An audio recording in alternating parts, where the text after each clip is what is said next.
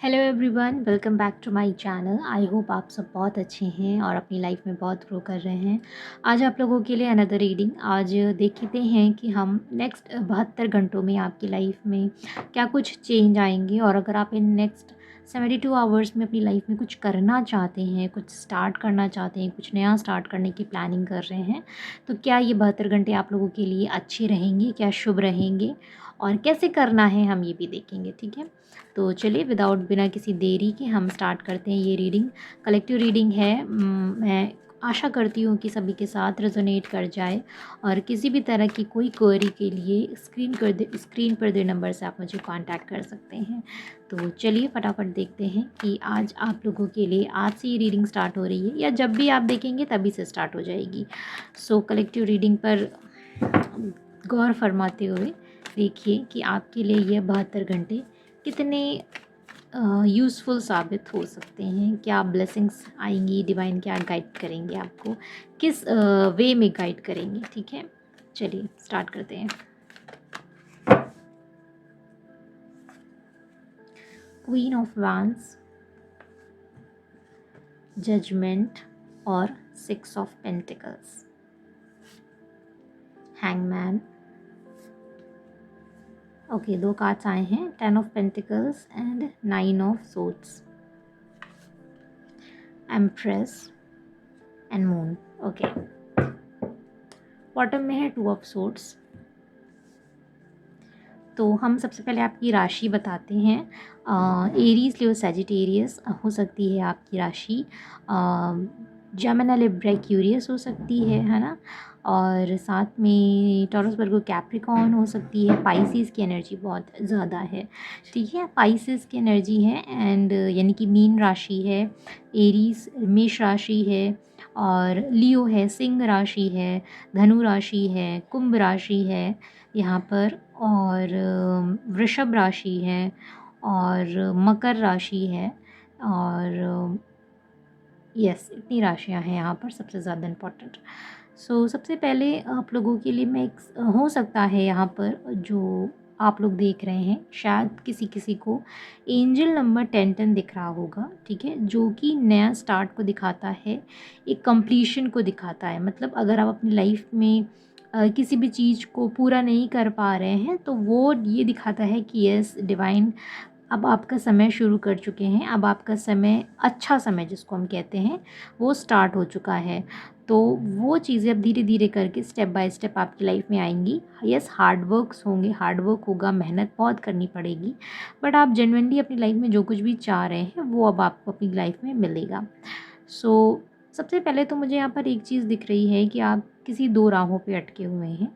हो सकता है आप अपने करियर में किसी दो राह पे अटके हों, कहीं पे आपको कुछ शुरू करना हो, वहाँ पे आप अटके हों कि आप किस तरह से शुरू करें।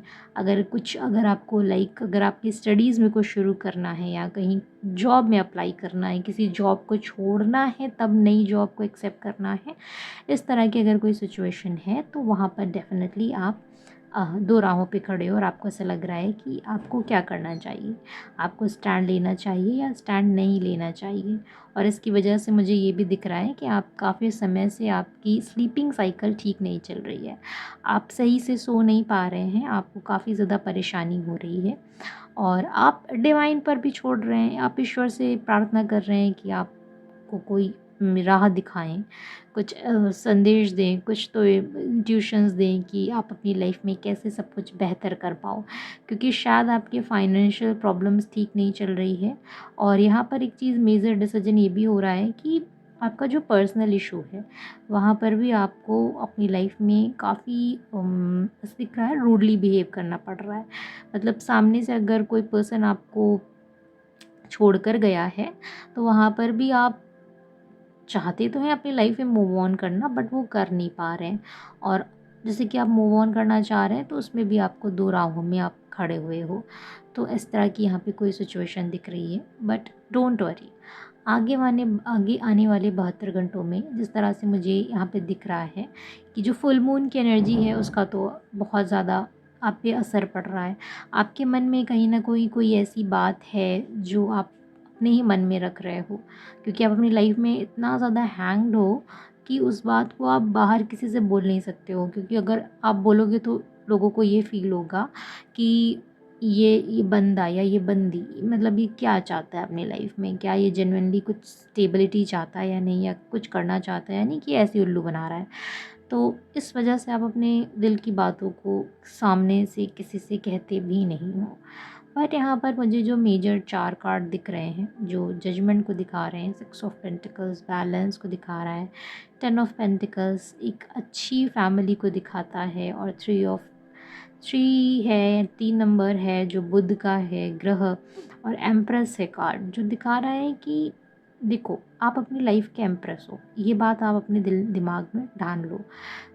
भले आप मेल हो, अगर आप रीडिंग देख रहे हो आप मेल हो, पर आपकी एनर्जी एम्प्रेस की है ना। यहाँ पे एनर्जी कार्ड्स एनर्जीज़ की बात करते हैं, मेल फीमेल जेंडर की बात नहीं करते। तो आप एम्प्रेस हो, आप अपनी लाइफ में सब कुछ अचीव कर सकते हो, और जब कोई एम्प्रेस या एम्प्रर बनता है तो वो अपनी लाइफ में बहुत सारे स्ट्रगल्स को भी देखता है। विदाउट स्ट्रगल ऐसा कौन सा राजा या रानी होगा जो न हुआ हो।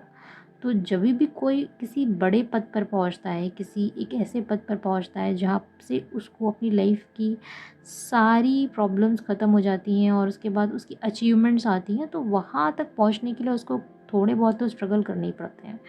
वो स्ट्रगल कैसे भी हो सकते हैं, करियर इशू हो सकता है, फैमिली इशू हो सकता है, हेल्थ इशू हो सकता है, मेंटल इशू हो सकता है, इमोशनल इशू हो सकता है, कोई भी इशू हो सकता है। बट यहाँ पर डिवाइन आपसे कह रहे हैं कि आपको बैलेंस बनाना है। अगर आपको अपनी लाइफ में कुछ अचीव करना है तो यस, आपको अपनी लाइफ में बैलेंस बनाना पड़ेगा, तभी डिवाइन आपका साथ देंगे। क्योंकि अगर आप अपनी लाइफ में कुछ स्टार्ट करना चाहते हो तो डेफ़िनेटली वहाँ पर हर्डल्स आएंगे। वो हर्डल्स इसलिए आते हैं ताकि वो ये दिख सकें, ये टेस्ट होता है आपका, कि वो ये कंफर्म कर सकें कि यस क्या आप उस चीज़ के लायक हो भी या नहीं। और अगर आप उन हर्डल्स को आप उन हर्डल्स को हर्डल्स ना समझकर एक चैलेंज समझो और अपनी लाइफ उसको क्लियर करके आगे बढ़ जाओ, तो वो फिर दोबारा उस तरह के हर्डल्स आना बंद हो जाते हैं, और फिर जो नेचर है, जो प्रकृति है, वो भी आपके अकॉर्डिंग काम करने लगती है। तो वही चीज़ यहाँ पर दिखाई दे रही है कि एंजल नंबर 1010 और 1010 भी है, 1010 है, जो ये दिखा रहा है कि आपको अब अपनी लाइफ में स्टार्ट कर देना चाहिए। आप जो कुछ भी सोच रहे हो उसको बिना कुछ सोचे, बिना किसी फ़ियर के, बिना किसी डर के, बिना किसी दबाव के आपको वो शुरुआत कर देनी चाहिए। और आप जिस तरह से जैसे ही शुरुआत करोगे आपके सामने अपॉर्चुनिटीज़, नए रास्ते खुलेंगे, नया दरवाज़ा खुलेगा और आप अपनी लाइफ में आगे बढ़ जाएंगे। लेकिन अगर आप ये सोचते रहेंगे कि आपको करना चाहिए या नहीं करना चाहिए, बस यहीं पे सारी सिचुएशन रुक जाएगी, फिर आप आगे नहीं बढ़ पाएंगे। फिर आप यही करते रह जाएंगे कि आपको किस तरह से वो बढ़ना है, कैसे बढ़ना है। तो इन 72 घंटों में मैं ये कह सकती हूँ कि यस, जिस तरह से एंजल नंबर आए हैं उस तरह से डेफिनेटली आपको अपनी लाइफ में एक नया स्टार्ट करना चाहिए, बेशक करना चाहिए। चलिए देखते हैं आपके लिए ब्लेसिंग्स क्या हैं। फिर भी अगर आप किसी भी चीज़ में स्टक्ड हो, अगर आपकी हीलिंग नहीं हुई है, तो आप स्क्रीन पर दे नंबर से आप मुझे कांटेक्ट कर सकते हैं। देखिए, cornucopia 11 number, patience, yin and yang, wow, all tied up, son, by God, अब इससे ज़्यादा और क्या कह सकते हैं। बॉटम में है कॉन्ट्रैक्ट, 11 2 नंबर है ना, 1111 मास्टर नंबर, जो हमारे अबंडेंस को, सक्सेस को, विक्ट्री को दिखाता है, जो डिवाइन आपको ब्लेसिंग दे चुके हैं। वो कह रहे हैं कि पेशेंस रखो, थोड़ा सा पेशेंस रखो। 16 नंबर आपका बर्थ डेट हो सकती है, 11 नंबर हो सकता है, 4 नंबर या 22 नंबर आपकी बर्थ डेट हो सकती है, 1 हो सकती है, 23 या 5 नंबर आपका बर्थ डेट हो, 5 आपका मंथ हो सकता है।